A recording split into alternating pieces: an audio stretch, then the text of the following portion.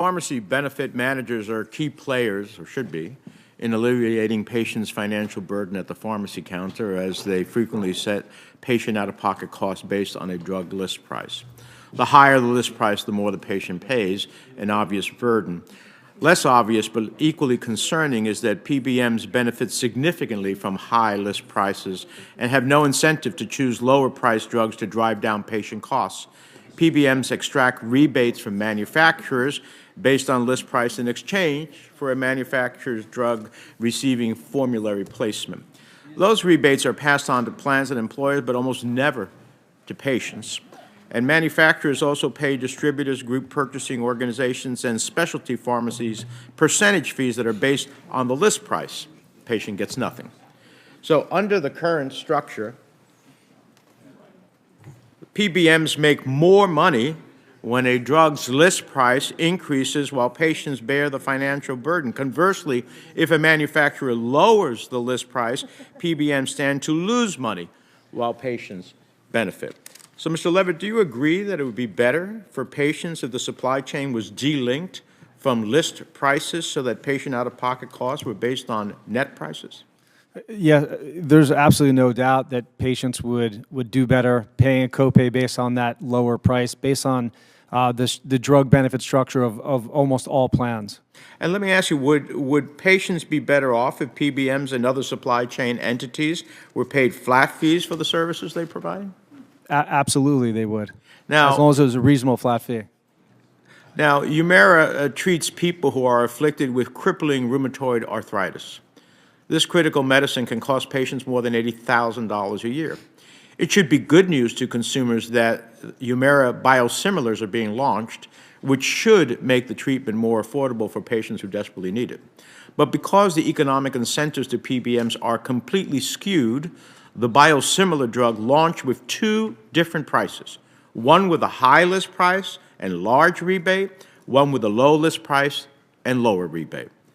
So take another look at this chart. We know PBMs favor the high list price in order to obtain larger rebates, even though the patient would pay significantly less if PBM selected the drug with the lower list price.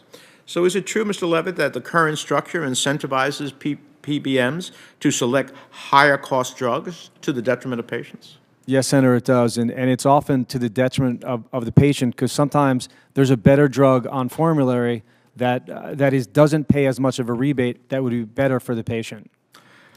You know, the Pharmacy Care Management Association, which represents the PBMs, includes research on their website that states, and I quote, "High list prices hurt patients who must pay these prices.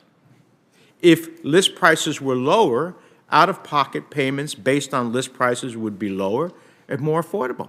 It has rocked my mind when I read this. So if the PBMs themselves acknowledge lower list prices would help patients at the pharmacy counter, why would they still place preference on a higher list price product when a drug company has given them a better option for their patients? Because they have established this architecture in the system where they have these rebate aggregators that we believe are secretly siphoning a lot of that rebate out and not giving it back to the plan or the consumer. Thank you. Now, finally, as a result of mergers and acquisitions in recent years, CVS Caremark, Express Scripts, Optum Rx now control approximately 80% of all U.S. prescription drug claims.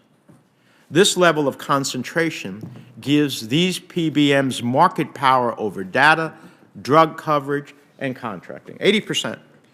The hyper-consolidation with little to no regulatory oversight creates inappropriate negotiating leverage that discourages competition and makes it difficult to achieve transparency, affordability, and timely access for patients. So, Mr. Levitt, how does the consolidation in the PBM market impact costs for patients? And what sort of regulation and oversight is needed to protect consumers? I think, first of all, there's massive power influence over physicians, which is a problem. We want physicians to act independently. I think some of the things Congress could do to lower drug price would be to create more transparency, as has been discussed a lot, but also a safe harbor for rebates. If PBMs want to earn a rebate and keep money, it should be an amount defined by the government. I think that would help lower drug prices. Thank you. Thank you, Chair. I appreciate Mr. Levitt's from New Jersey, his sock wear. I noticed. Looks like he may have graduated from North Carolina at one point. So. All right. Next will be Senator Carper and Senator Thune, and I thank my colleagues for their patience. And when we start voting, we're going to keep everything going. Senator Carper. Thanks, Mr. Chairman. Welcome, everyone. Nice to see you all. I'm from Delaware, born in West Virginia, grew up in West Virginia, but privileged to represent the people of Delaware here for quite a while now, be their governor and all.